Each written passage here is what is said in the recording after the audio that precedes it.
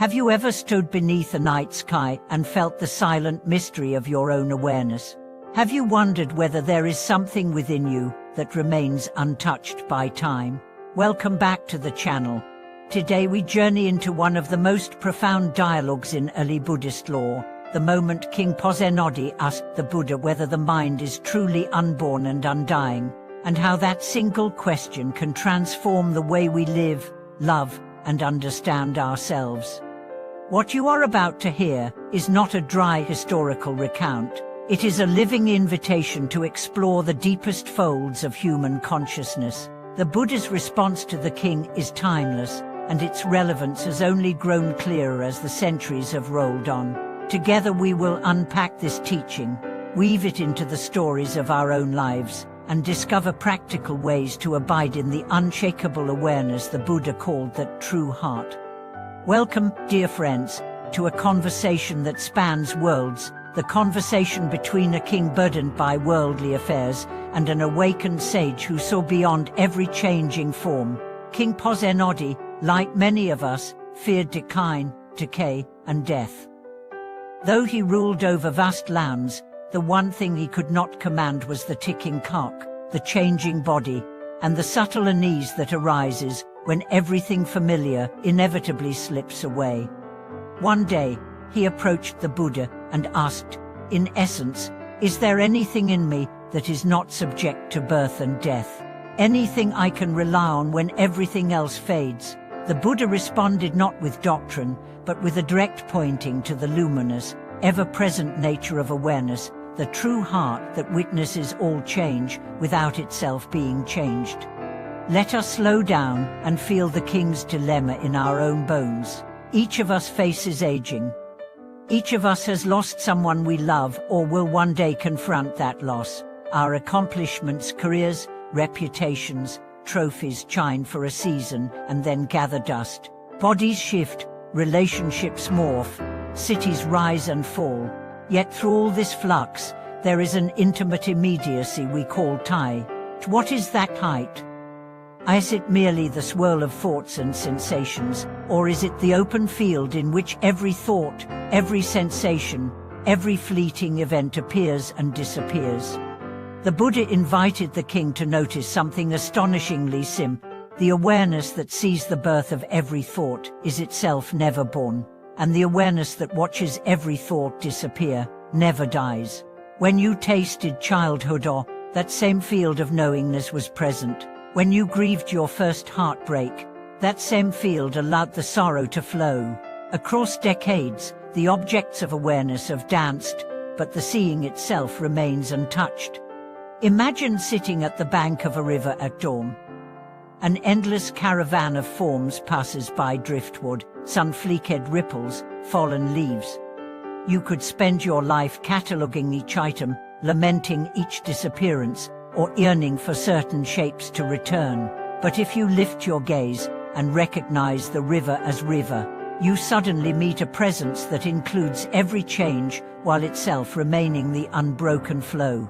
The Buddha's answer to Pasenadi points exactly there. How then do we learn to rest in this unborn mind? First, by honest self-inquiry. Throughout the day, pause and ask, what is aware of this thought? What is seeing this room? Feel the immediate, wordless openness before any answer rises. Second, by practicing letting go of grasping. The mind habitually clings to thoughts, identities, and narratives as if they were permanent. When we witness that grasping, it loosens. Each moment of release is a glimpse of the still point behind the spin. King Pasenadi's life did not magically become problem-free. He still governed, negotiated treaties, faced storms of emotion. Yet from that pivotal dialogue onward, he carried within him a compass pointing to an unshakable center, and we can do the same. When conflict flares in a relationship, recognize the awareness that knows the anger. When anxiety about the future grips the chest, notice the awareness that feels those flutters. That silent noticing is not anxious. It is vast, receptive, and utterly at peace. With practice, a marvelous shift occurs. We stop identifying exclusively with the ever-changing story of meat and begin resting in the changeless witness. Decisions become clearer because they are made from spaciousness rather than panic. Compassion deepens because we see that the same awareness lives behind every pair of eyes. Even grief softens into a sacred honoring of impermanence held by the womb of the tongueless. Friends, the Buddha's answer to King Pasenadi is neither abstract nor reserved for monks. It is an invitation to every human heartbeat. Right now, as you listen, sounds arise in consciousness. Right now, the breath moves of its own accord. Right now, perhaps a subtle thought wonders what comes next. The one constant is the knowingness of these experiences. That knowingness has no edges, no age, no birthplace. It is the true heart. The Buddha revealed a treasure closer than your pulse, more enduring than the stars. May this reflection inspire you to turn inward, to taste that unconditioned peace for yourself, and to live outwardly with the courage, kindness, and clarity that blossom from it. When storms of life blow, remember King Pasenadi's question and the Buddha's gentle smile. Return to the witnessing presence. There, you are already home, and nothing can be lost. The dialogue between King Pasenadi and the Buddha echoes through centuries because it addresses the what humanate beneath every ambition and heartbreak, the longing to discover something that cannot be taken away. To deepen our understanding, imagine the king's life in vivid detail: dawn trumpets announcing courtly duties, messengers delivering news of border skirmishes, physicians prescribing rare tonicas against aging joints and sleepless nights. Externally he wielded influence, yet privately he sensed a hollow note beneath the orchestral swell of power. That hollow note was the call of impermanence announcing itself in grey hairs and shifting alliances. When he finally sat before the Buddha, he was not merely requesting metaphysics, he was pleading for a refuge that palace walls could not provide. The Buddha met that plea with unmatched directness.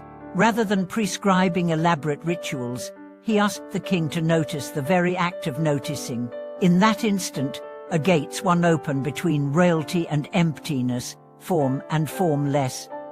The Buddha did not claim to manufacture immortality. He demonstrated that the awareness which registers every passing sensation is already beyond the reach of birth and death.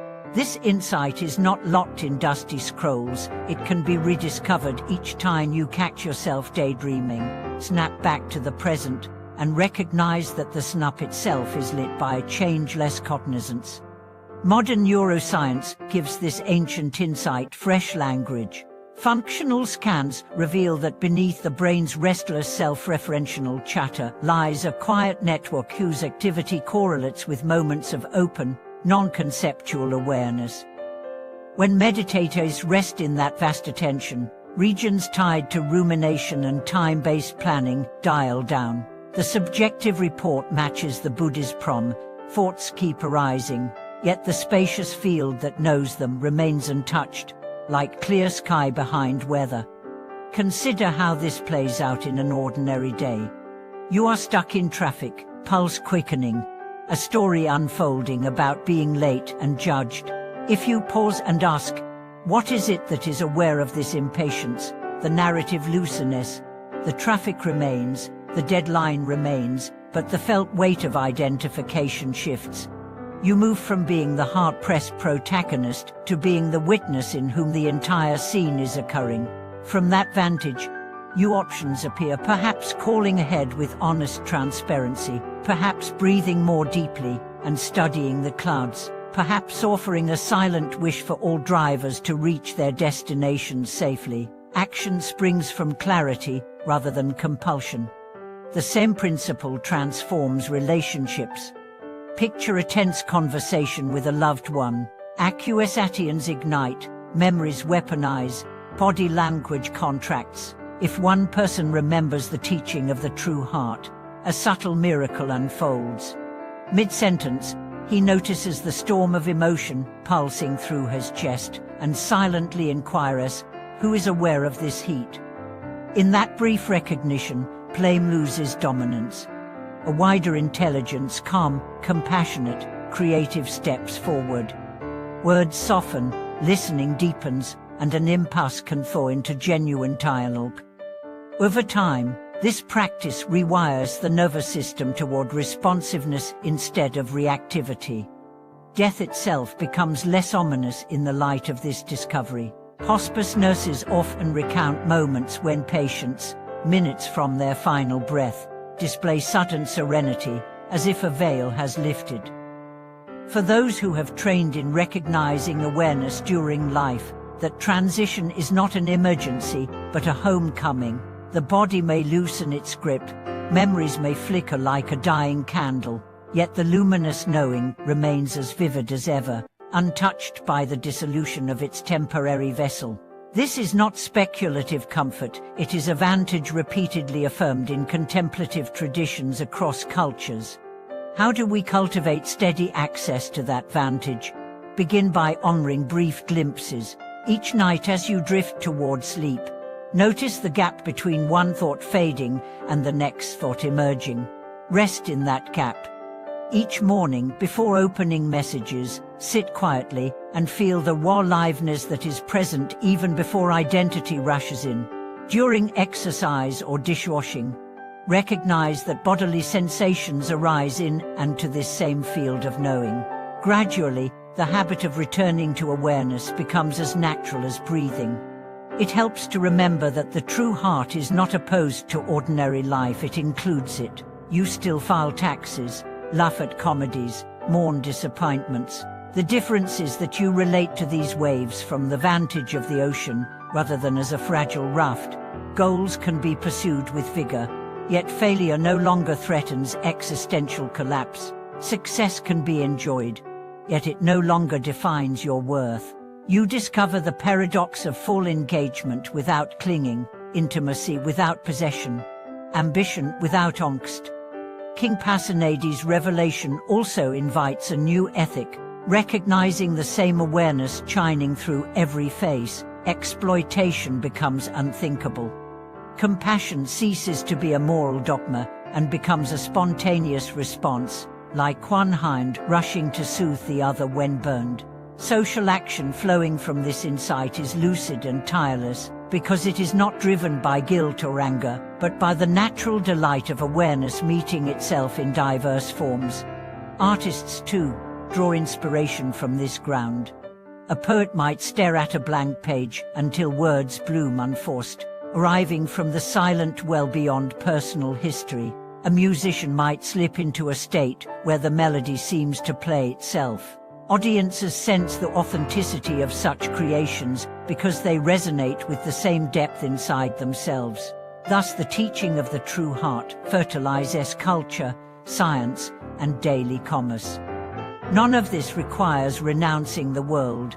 It requires renouncing the false conviction that you are only what changes. The Buddha offered the king a pearl hidden in plain sight. Today that pearl glimmers in conference rooms, classrooms, kitchens, and city parks, wherever a human being pauses long enough to notice the noticing. Let this dialogue accompany you as a living koan. When elation surges, ask, what is aware of this delight? When sorrow descends, ask, what is aware of this heaviness? Keep turning toward the quiet witness until the boundary between seeker and sought dissolves in silent recognition. Thank you for watching this video.